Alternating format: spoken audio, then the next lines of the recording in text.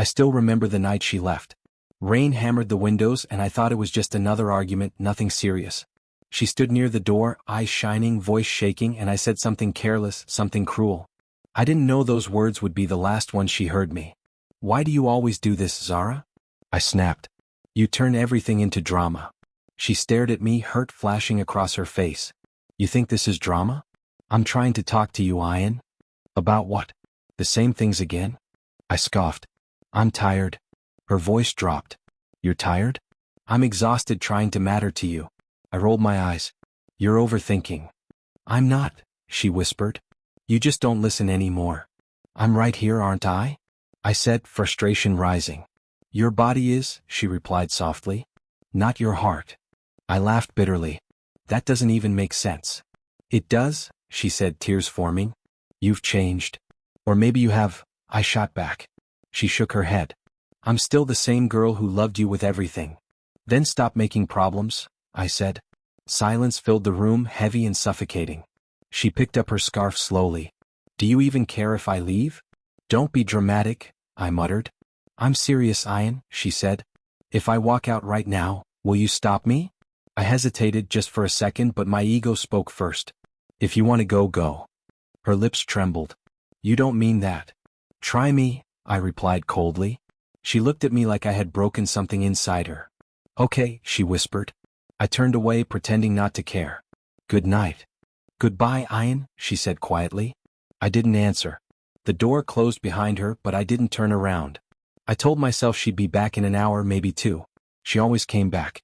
That's what I believed, what I depended on. I let my anger win, thinking love would fix everything like it always had. I went to bed without checking my phone, without calling her name, without stopping her. That decision would haunt me forever. When I woke up, the rain had stopped. The house felt too quiet, too empty. I frowned, reaching for my phone. No messages. No missed calls. "Zara?" I called out. No answer. I sat up quickly. "Zara?" Still nothing. I checked the kitchen, the balcony, every room. "Zara, this isn't funny." My heart started racing.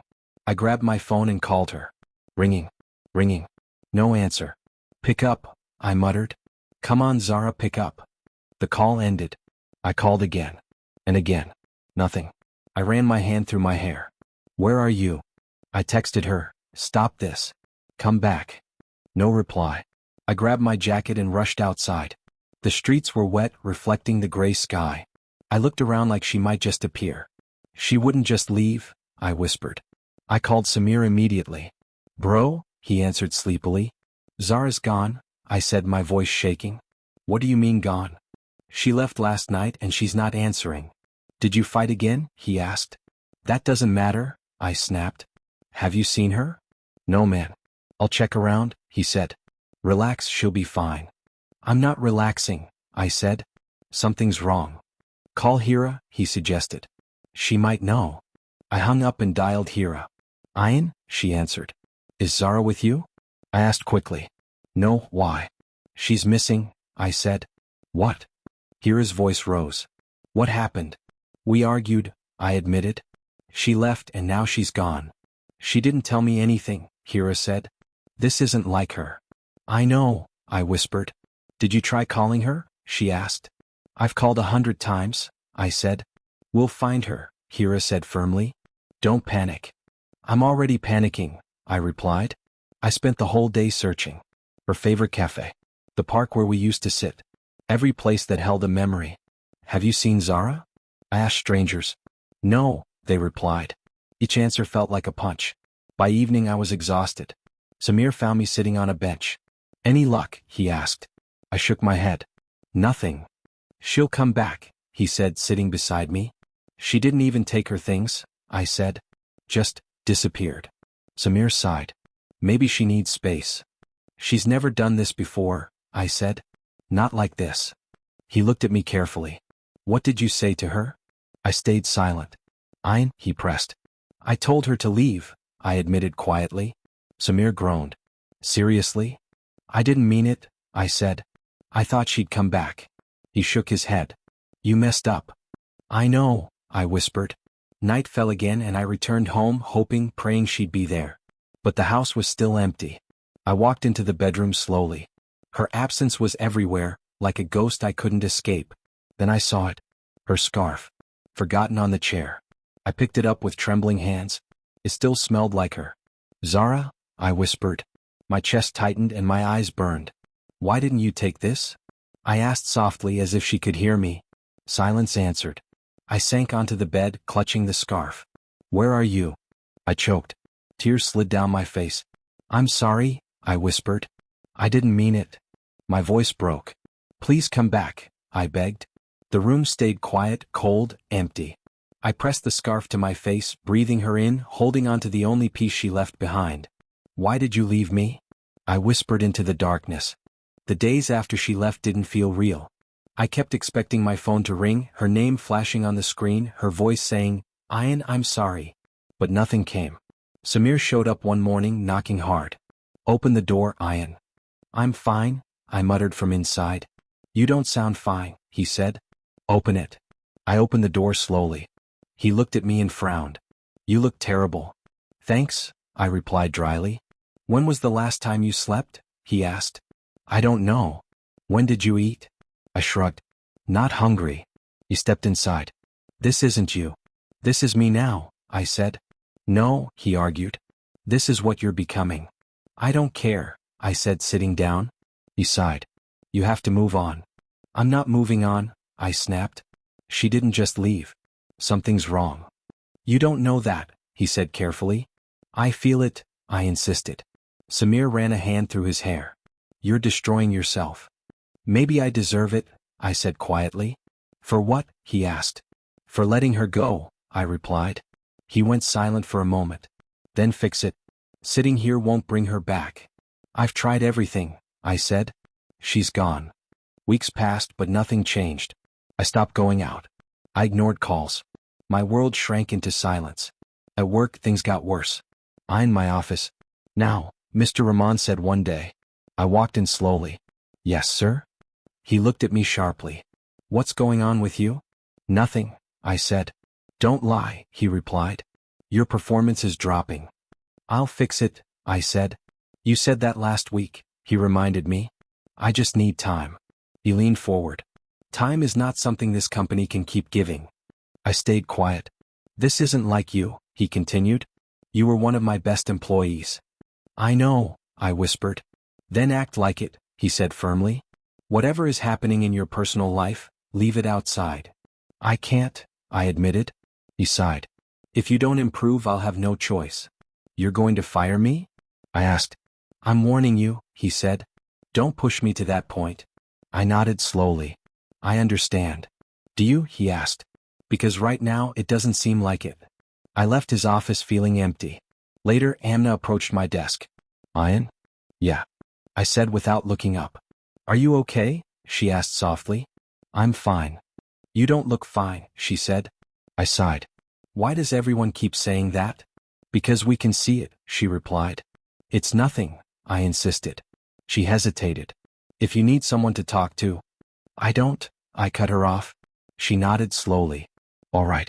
But you shouldn't go through things alone." "I'm used to it," I said. "That doesn't make it right," she replied quietly. I didn't respond. Days turned into months and Zara's absence became a constant ache. Every place reminded me of her. Every silence felt louder. One evening Hira called me. "Ian, we need to talk," she said. "What is it?" I asked. "It's about Zara," she said. My heart raced. "Did you find her?" "No," she replied. "But I found something else." "What?" I asked urgently. She hesitated. "Before she left, she wasn't okay." "What do you mean?" I asked. "She was hiding something," Hira said. I stood up.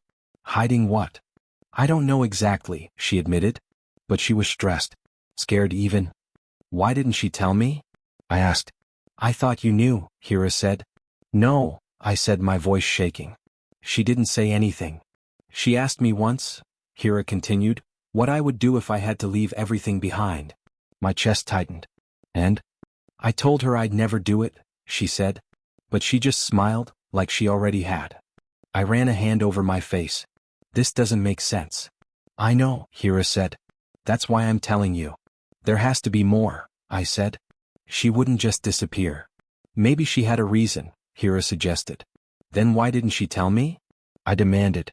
I don't know, she said softly. I ended the call, my mind racing. Samir came over later. You look worse than usual, he said. Hira told me something, I replied. What? He asked. Zara was hiding something before she left. He frowned. Like what? I don't know, I said. That's the problem. Maybe it's nothing, he suggested. No, I said firmly. It's something. You're overthinking again, he warned. I'm not, I insisted. This changes everything. How? He asked. It means she didn't leave for no reason, I said. Samir sighed. Or it means you're holding on to false hope. I don't care, I replied. I need answers. And what if you don't find them? He asked. I will, I said. You're losing yourself, he said. I already lost myself the night she left, I replied. He looked at me frustrated. And now you're chasing a ghost. She's not a ghost, I snapped. She's real. Then where is she? He challenged. I went silent. That question echoed in my mind long after he left. I sat alone in the dark, staring at her scarf in my hands. If she had a reason, I whispered, my voice breaking, why didn't she trust me? Years passed, but the silence never really left me. I just learned how to live around it like furniture in a room I stopped noticing. I built routines, forced discipline, and buried everything that reminded me of her. Samir leaned against my office door one evening. You've changed. I had to, I replied without looking up. Or you chose to, he said. I closed the file in front of me. What's the difference? The old you felt things, he said. This version just works. Work is easier, I answered. Life isn't only work, Ian. It is for me, I said calmly. He sighed.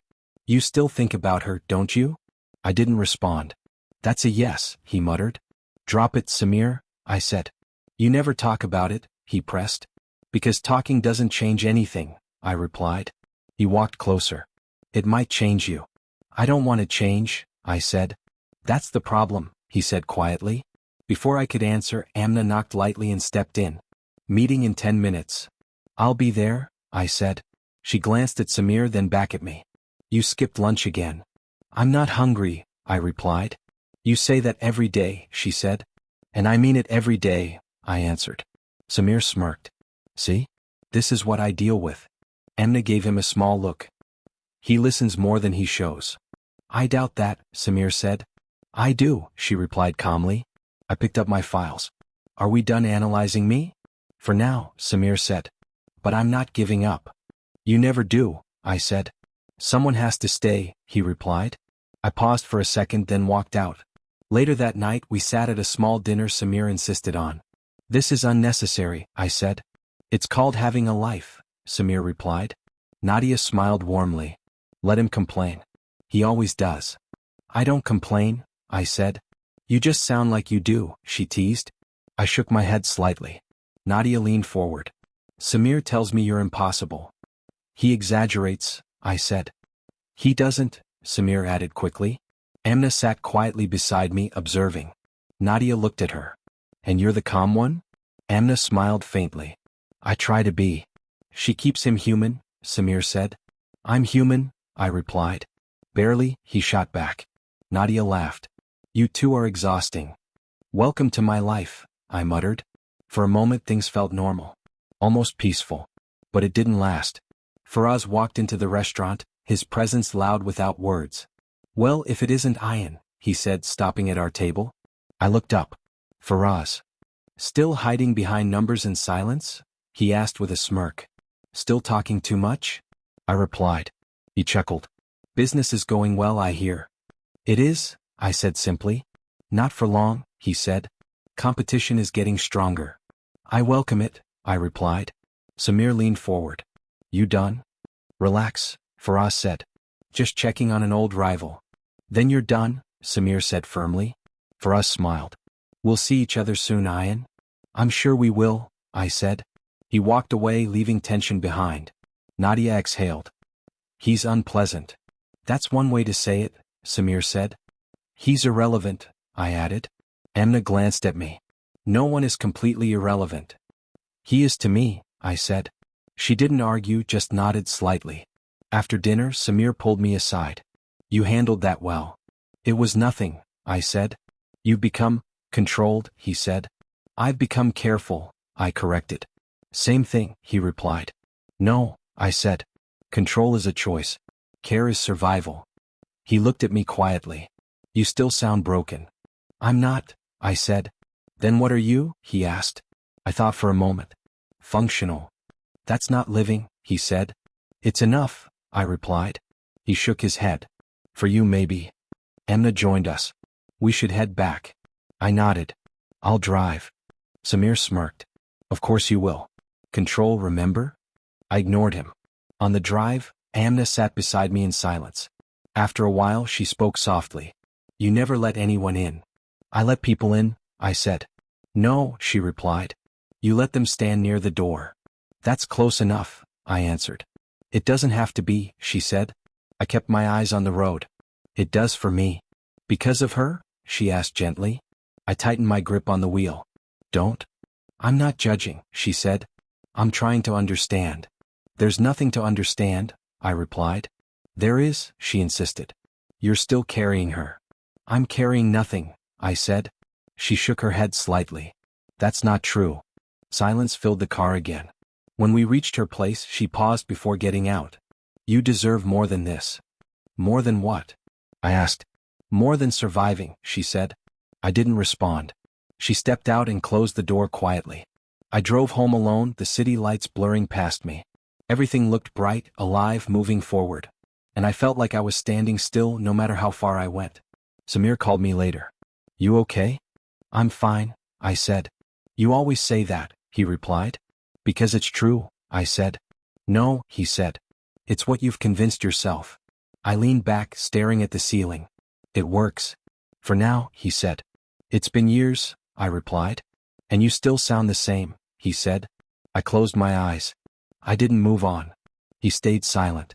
I just learned how to live with the pain, I finished quietly. Samir exhaled slowly. That's not the ending, Ian. It's the only one I have, I said. Not forever, he replied. I didn't answer, because a part of me still believed he was wrong. It was just another ordinary day, or at least that's what I told myself when I walked into my office. Papers, meetings, numbers, everything exactly where it should be. Predictable. Controlled. Emna stepped in behind me. You have a client meeting at 11. I know, I said, placing my bag down. And lunch? She asked. Not necessary, I replied. She sighed lightly. One day you'll say yes. Not today, I said. She studied me for a moment, then nodded. All right. As she turned to leave, my door opened again. I frowned. I said no interruptions. I'm sorry, Amna began, but her voice stopped. I looked up, and everything inside me froze. Zara? I whispered before I could stop myself. She stood there, silent, like time had dragged her back just to test me. But she wasn't the same. Her face looked pale, her eyes tired, like she hadn't slept in years. Amna glanced between us. I'll leave you too, she said quietly, stepping out. The door closed. Silence. I stood up slowly. What are you doing here? She didn't answer. I took a step closer. Why are you here? Her lips trembled, but no words came out. Say something, I said, my voice sharper than I intended. She tried, then stopped. I felt my chest tighten, but I forced myself to stay steady. After all these years, this is how you show up? I didn't know where else to go, she whispered. That's not an answer, I replied coldly. Tears filled her eyes. I know. Then give me one, I demanded. Why are you here? She looked down, her hands shaking. I needed to see you. For what? I asked. Closure? Apology? She shook her head quickly. No, it's not like that. Then what is it like? I pressed. She covered her mouth, trying to stop herself from crying. I stepped back, frustration rising. You disappear for years, and now you show up crying without a reason? I have a reason, she said softly. Then say it, I replied. She stayed silent. I laughed bitterly. Of course. Still the same. I'm not the same, she said quickly. Then prove it, I said. Talk to me. Her tears fell faster now, but something about them felt distant, like they weren't reaching me. I'm sorry, she whispered. That's not enough, I said. I know, she repeated. Do you? I asked. Do you know what you did to me? She flinched. Do you know how many times I tried to find you? I continued. How many nights I stayed awake waiting for a call that never came? I didn't want to hurt you, she said. You already did, I replied. She wiped her tears. I had no choice. There's always a choice, I said. Not for me, she whispered. I shook my head. That's not an excuse. I'm not making excuses, she said weakly. Then what are you doing here? I asked again. She looked at me, her eyes filled with something I couldn't understand. I needed your help. I went still. My help? Yes, she said. A bitter smile formed on my lips. Now you need me? I didn't come here for that reason alone, she said quickly. Then what? I asked. She opened her mouth, but no words came out. I exhaled sharply. You still can't say it. It's complicated, she whispered. It's always complicated with you, I replied.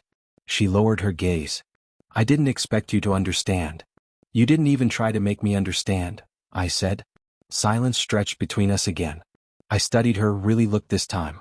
She looked fragile, like something inside her had already broken beyond repair. Where have you been? I asked, my voice quieter now. She hesitated. Far away. That's not an answer, I said. It's the only one I can give, she replied. I clenched my jaw. Unbelievable. She took a shaky breath. I didn't come here to fight. Then why does it feel like one? I asked. Because I don't know how to fix this, she said.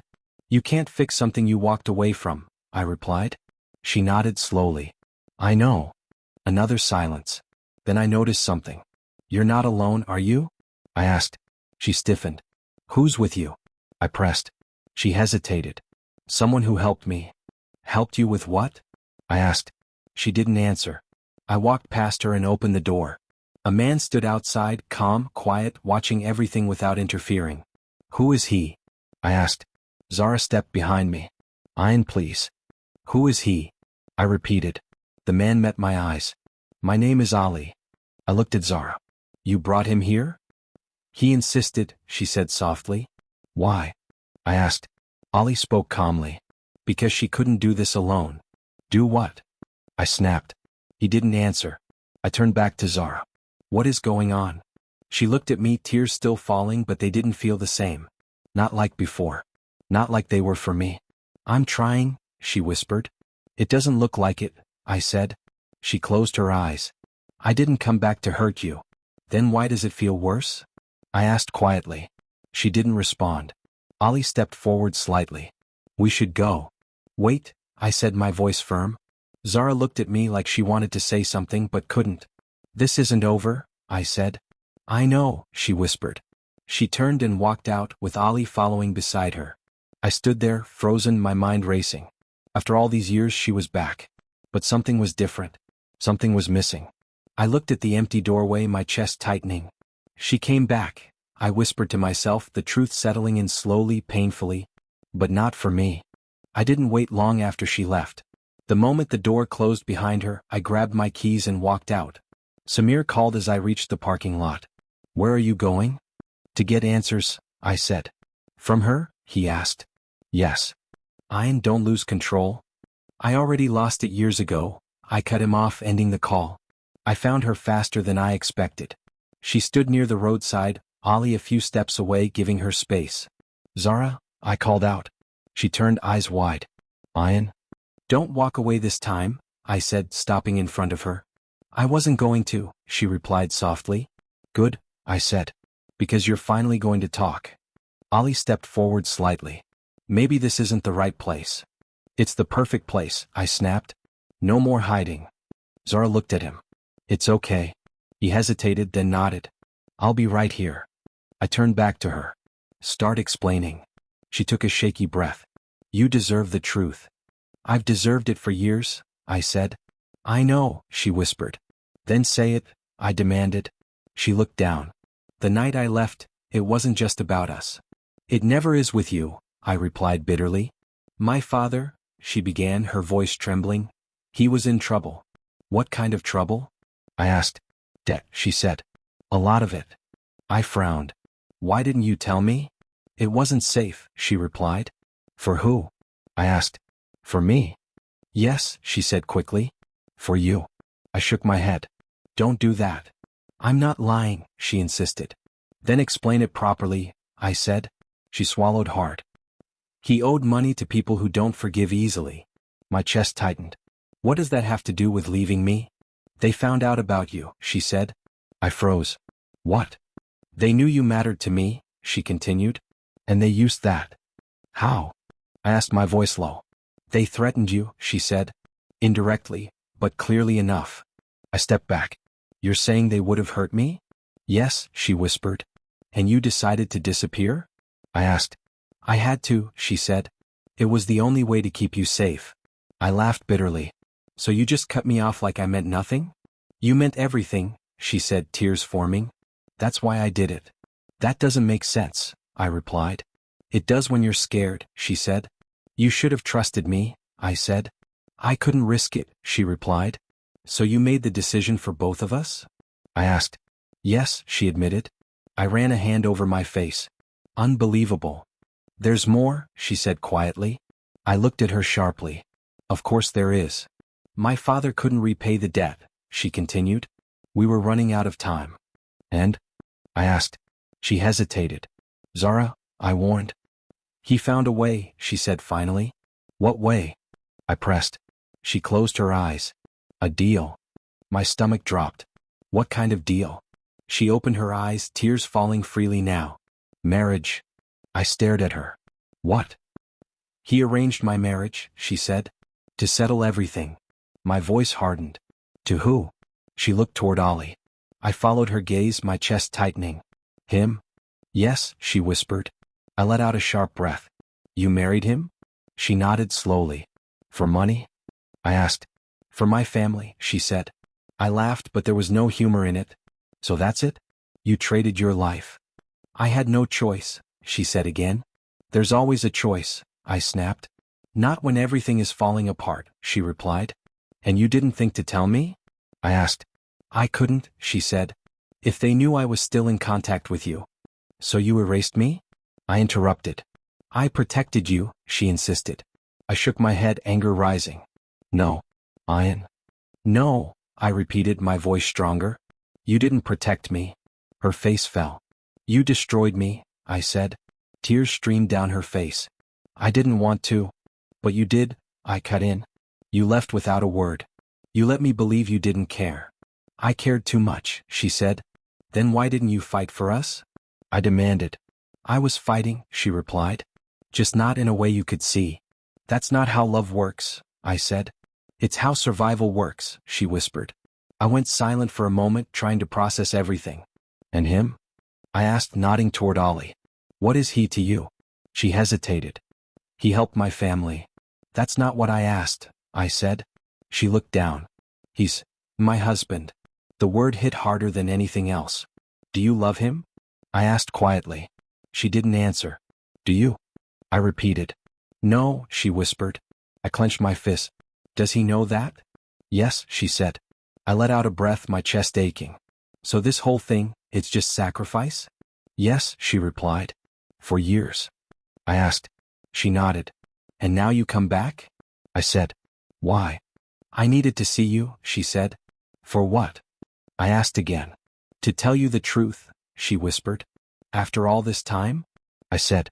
I couldn't before, she replied. And now you can? I asked. She looked at me, her eyes full of pain. Now I don't have a choice. I stared at her, confusion mixing with anger.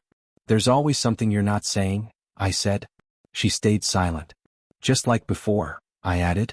I told you everything, she insisted. No, I said slowly. You told me enough to hurt me again. That's not fair, she said. Neither was what you did, I replied. We stood there, the weight of years pressing down on us. I thought I was protecting you, she said softly. I looked at her, my voice cold and steady. You didn't protect me, I said. She flinched. You destroyed me. I didn't sleep that night. Her words kept replaying in my head, breaking apart everything I thought I knew. Samir called me early. You sound dead. What happened? I talked to her, I said. And, he asked. She told me everything, I replied. Everything, he repeated. Her father's debt. The threats. The marriage, I said. There was silence. Then he exhaled. That's a lot. She said she did it to protect me, I added. And you don't believe her? He asked. I don't know what to believe, I admitted. Do you hate her? He asked carefully. I paused. Part of me does. And the other part? He asked. Still remembers who she was, I said quietly. Samir sighed.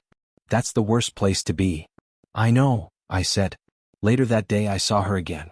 Not intentionally. She was standing outside a clinic, looking fragile, lost in thought. I approached slowly. Zara. She turned, surprised. Ian? You look tired, I said. I'm fine, she replied. No, you're not, I said. She gave a faint smile. You still notice things. I notice what matters, I said. She looked away. You shouldn't. Why? I asked. Because it doesn't change anything, she replied. Ollie stepped out of the clinic then. We should go. I looked at him. She doesn't look okay. She's stronger than she seems, he said calmly. That's not an answer, I replied. It's enough, he said. I turned back to her. Are you happy? She didn't answer. Zara, I pressed. She forced a small smile. I'm managing. That's not happiness, I said. It's life, she replied. Ollie gently touched her arm. Let's leave. She nodded and walked away with him. I stood there watching, something heavy settling inside me. That evening I met Hira. You saw her, didn't you? She asked. Yes, I said. She told you? Hira asked. Everything, I replied. Hira looked down. Then you know. I know what she said, I corrected. Not what she felt. She felt trapped, Hira said.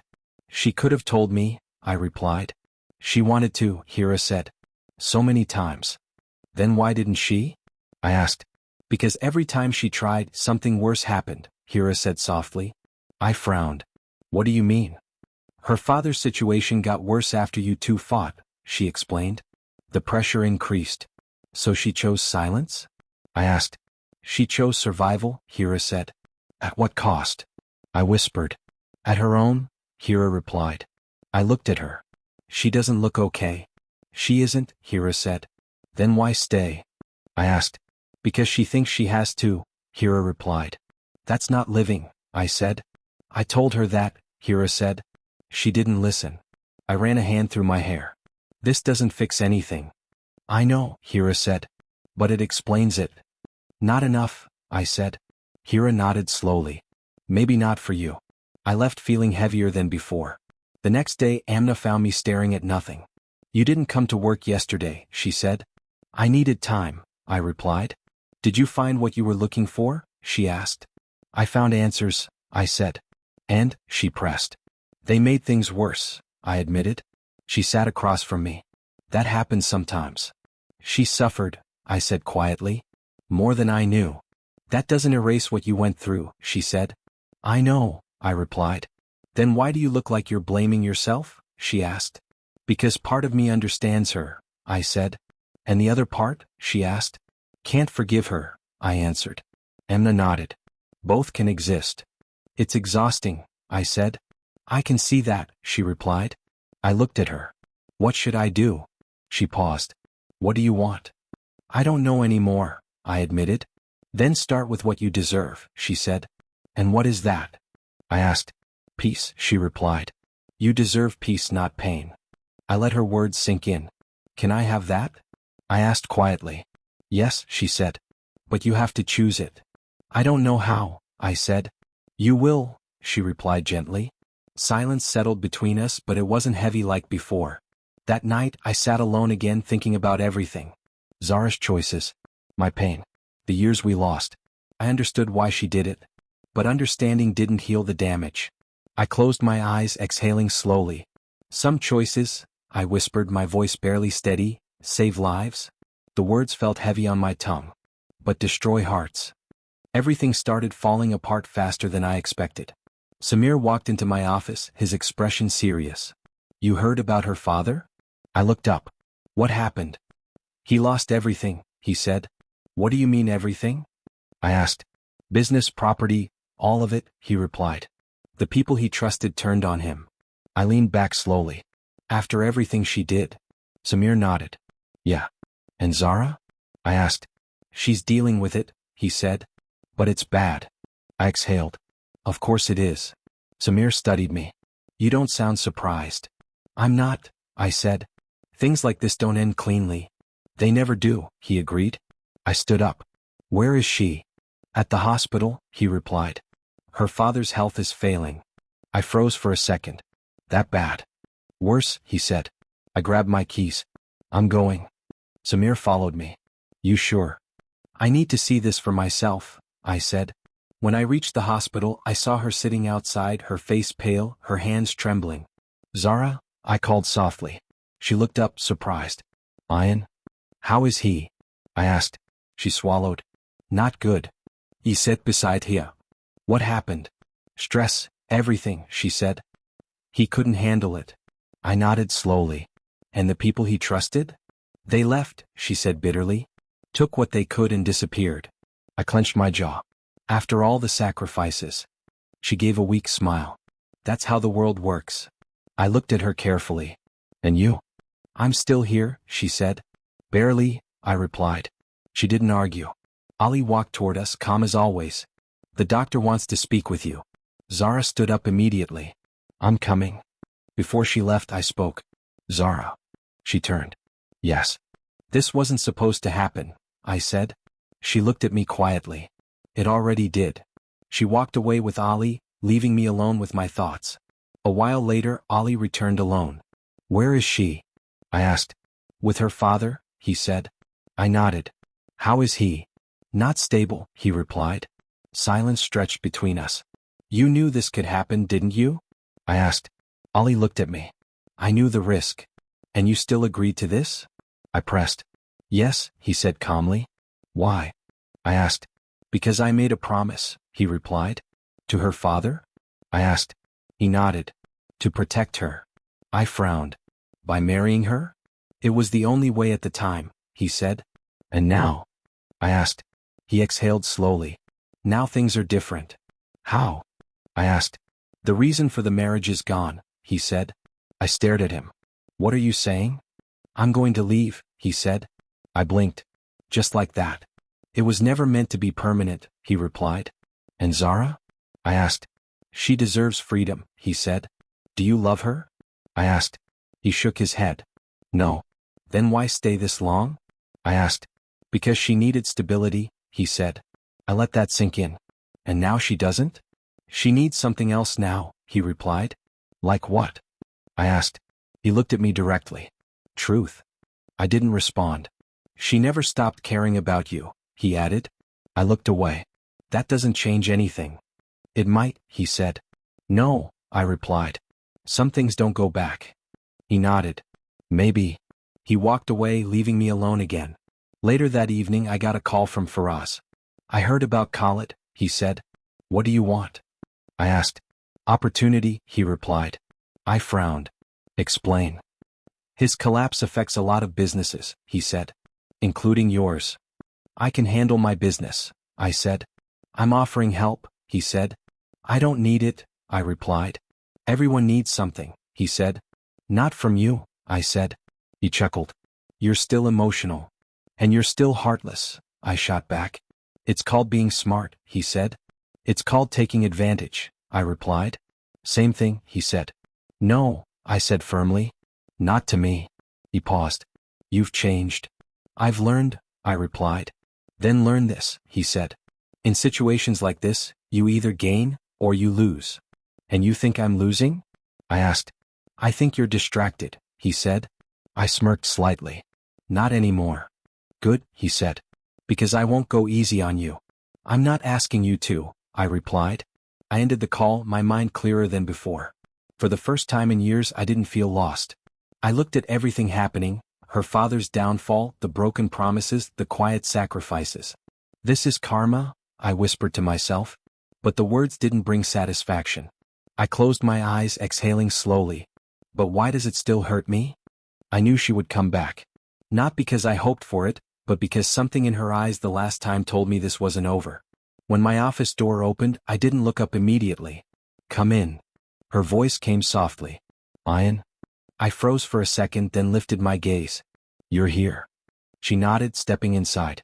I didn't know if I should come. You came anyway, I said. Yes, she replied. I leaned back in my chair. So, what now? She hesitated. I'm free. The words hung in the air. Free? I repeated. My father's situation is over, she said. The debts, everything is gone. And Ollie? I asked. We ended it, she said quietly. He left. I studied her face. Just like that. It was never real, she replied. Silence stretched between us. I didn't come here to ask for anything, she added. Then why are you here? I asked. She looked at me, her eyes searching mine. Because I needed to see you, without everything in the way. There's still a lot in the way, I said. I know, she whispered. I stood up slowly.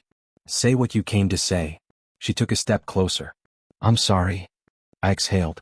You've said that before. I mean it differently now, she said. Different how? I asked. Before I was explaining, she said. Now. I'm accepting. Accepting what? I pressed. That I hurt you, she replied. I nodded once. You did. I broke something, she continued. Something I can't fix. You're right, I said. Tears filled her eyes. I don't expect you to forgive me. Then what do you expect? I asked. Nothing, she said. That's why this is harder. I frowned slightly. Harder? Yes, she said. Because I don't have anything to offer you except the truth. And what is that truth? I asked. She took a deep breath. I never stopped loving you. My chest tightened, but I didn't react. But love didn't save us, she added. No, I said quietly. It didn't. She stepped closer again. If things were different. They weren't, I interrupted. I know, she said.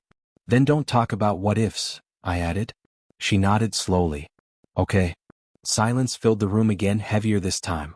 I used to imagine this moment, she said softly. Coming back, standing in front of you. And? I asked. I thought you'd hate me, she admitted. Part of me does, I said honestly. She flinched but didn't look away. That's fair. I thought I'd hate you completely, I added. And you don't? She asked. I paused. Not completely. Her eyes softened slightly. Then there's still something. Maybe, I said. But it's not the same. She swallowed. It doesn't have to be the same. It does, I replied. At least for me. Why? She asked. Because what we had, I stopped searching for the right words. It doesn't exist anymore. She looked down. I know I lost that. We both did, I said. She nodded slowly. Then what do we do now? That's the question, I replied. She looked at me, her silence louder than anything she could say. Samir's voice echoed in my mind from earlier. Love isn't about what you lost. It's about what you choose now. I closed my eyes for a moment, then opened them again. What do you want? I asked her. She hesitated. I don't know if I have the right to want anything. Answer the question, I said. She took a breath. I want a chance. The words landed heavily. A chance for what? I asked. For us, she said. I looked at her, really looked this time. The same eyes, the same voice, but everything felt distant. Do you think we can go back? I asked. No, she said honestly. Then what are we trying to build? I asked. Something new, she replied. With the same people? I said. Yes, she whispered. I shook my head slightly. That's the problem. She frowned. Why? Because I'm not the same person you left, I said. I know, she replied. And you're not the same person I loved, I added. She went still. So what are we holding on to? I asked. She didn't answer. Memories? I continued. Feelings that belong to a different time? Her eyes filled with tears again. They still matter. They do, I agreed. But they're not enough. Silence. My heart wanted this, I admitted quietly. She looked up. For a long time I wanted you to come back, I said. And now, she asked. I took a deep breath. Now I don't know what I feel. She stepped closer. Try. I am, I said. And that's the problem. Why? She asked. Because it's not the same, I repeated. She shook her head slightly. It doesn't have to be. It does for me, I said again. Tears slipped down her face. So this is it? I hesitated. This is where we end? She asked. I looked at her, my chest heavy but my mind clear. I don't love you the same way anymore, I said quietly. The words felt final. She closed her eyes, absorbing them. I guess, that's my answer, she whispered. Neither of us moved, because for the first time there was nothing left to say. I knew this would be the last time. She stood in front of me again, but something had already ended inside me before she even spoke. Ian, her voice trembled. I'm here, I replied calmly. I didn't want it to end like this, she said. It already ended once, I said. We're just acknowledging it now. She shook her head, tears forming. No, it doesn't feel finished. It does to me, I said. She stepped closer. How can you be so calm? Because I've already lived through the worst part, I replied. Her lips trembled. Losing me? No, I said. Waiting for you. That hit her. I could see it in her eyes. I didn't know how much it would hurt you, she whispered. You didn't try to know, I answered. I thought I was protecting you, she said again. I know, I replied. You've said that. And you still don't believe me, she said. I believe you, I said. She looked surprised. You do? Yes, I said. I believe you thought you were doing the right thing. Then why does it still feel like you hate me? She asked. Because believing you doesn't erase what happened, I replied. Tears rolled down her cheeks. I lost everything too. I know, I said. Then why does it feel like I'm the only one paying for it? She asked. Because you're feeling it now, I said. I felt it years ago. She covered her face, breaking down. I didn't mean to destroy us. But you did, I said quietly. I didn't have a choice, she cried. You did, I replied. You just didn't choose me. She shook her head desperately. That's not true. It is, I said. And I've accepted it. She looked at me through her tears. How can you say that so easily? It's not easy, I said. It just doesn't hurt the same anymore. Her voice broke. It still hurts me. I can see that, I said.